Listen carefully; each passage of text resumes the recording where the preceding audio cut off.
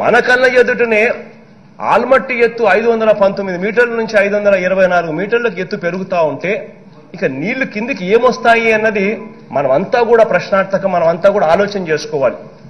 ఇంకా నీళ్లు ఏ స్థాయిలోకి పడిపోతాయని చెప్పి. ఎందుకనంటే 519 నుంచి 524 మీటర్లు ఎత్తు పెంచితే అపారెంట్లీ దాని స్టోరేజ్ కెపాసిటీ ఇంకొక 110 టీఎంసీల స్టోరేజ్ కెపాసిటీ పెరుగుతుంది. దట్ ఈస్ ద రియాలిటీ ఈరోజు. ఇటువంటి పరిస్థితుల్లో పాపం కేసీఆర్ గారికి మనకు ఉన్న సత్సంబంధాల దృష్ట్యా కేసీఆర్ గారు నిజంగా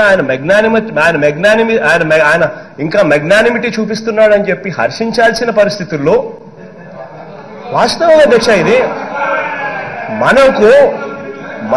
మనకు గోదావరి నీళ్లను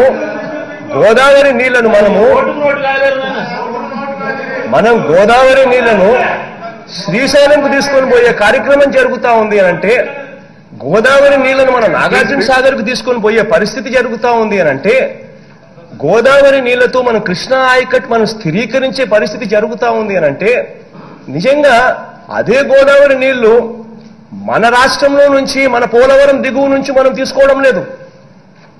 హీ వాజ్ మ్యాగ్నానిమస్. తన రాష్ట్రం నుంచి గోదావరి నీళ్లను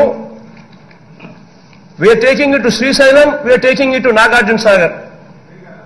ఆయన రాష్ట్రం నుంచి ఇది నిజంగా ఆయన మెగ్నానిమిటీకి మనం సంతోషపడాల్సింది పోయి రెండు రాష్ట్రాల మధ్య సఖ్యత ఉందని చెప్పి సంతోషించాల్సింది పోయి మనం చేస్తా ఉన్నది ఏమిటి అధ్యక్ష?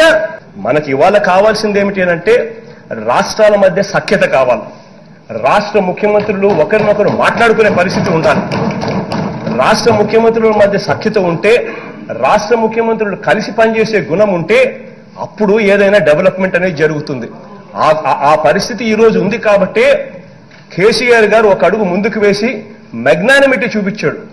వాళ్ళ రాష్ట్రం నుంచి అంటే వాళ్ళ బౌండరీస్ నుంచి, మన బౌండరీస్ నుంచి కాదు, వాళ్ళ బౌండరీస్ నుంచి పాపం ఆయన ముందుకు వచ్చి కృష్ణా ఆయకట్ స్టెబిలైజేషన్ కోసం అని చెప్పి, ఎందుకంటే ఆయనకు కూడా శ్రీశైలంకు నీళ్లు వస్తే మహబూబ్ నగర్, రంగారెడ్డి జిల్లాలకు నీళ్లు వస్తాయని, కృష్ణా నాగార్జున సాగర్కి నీళ్లు వస్తే తనకు కూడా ఖమ్మం జిల్లా, నల్గొండ జిల్లాలకు తాను నీళ్లు ఇచ్చే పరిస్థితి తనకు మెరుగవుతుందని, కృష్ణా ఆయకట్ ప్రశ్నార్థకమైతే గన తనకు సంబంధించిన జిల్లాలు కూడా ఏదైతే ఉన్నాయో మహబూబ్ నగర్, నల్గొండ, రంగారెడ్డి, ఖమ్మం ఈ అన్ని జిల్లాలకు కూడా తనకు ఇబ్బంది అవుతుందనే ఉద్దేశంతో మనకు సంబంధించిన 8 జిల్లాల అధ్యక్ష, రాయలసీమకు సంబంధించిన 4 జిల్లాలు, ప్రకాశం, నెల్లూరు 6 జిల్లాలు, Guntur, Krishna up to West Godavari, Krishna ఆయకట్టుకు సంబంధించి మొత్తం ఆయకట్టే ప్రశ్నార్థకమయ్యే పరిస్థితులు ఉంటాయని చెప్పి ఆయన ఒక అడుగు ముందుకు వేసి, మనం వెళ్లి అడిగిన వెంటనే ఒక అడుగు ముందుకు వేసి తన రాష్ట్రం నుంచి,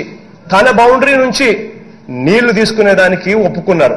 మరి గోదావరి నీళ్లను శ్రీశైలంలోకి తీసుకొని పోగలిగితే, గోదావరి నీళ్లను మనం నాగార్జున సాగర్కు తీసుకొని పోగలిగితే కృష్ణా ఆయకట్ మొత్తం స్టెబిలైజేషన్ జరుగుతుంది, స్థిరీకరణ జరుగుతుంది అని చెప్పి దీనికి సంతోషించాల్సింది పోయి చివరికి దాంట్లో కూడా రాజకీయాలు వెతుకుతా ఉన్నారనంటే ఇంతకన్నా దిక్కుమాలిన ప్రతిపక్షం బహుశా ప్రపంచ చరిత్రలో ఏది ఉండదని చెప్పి నేను నిస్సంకోచంగా కూడా చెప్తా ఉన్నా అధ్యక్ష.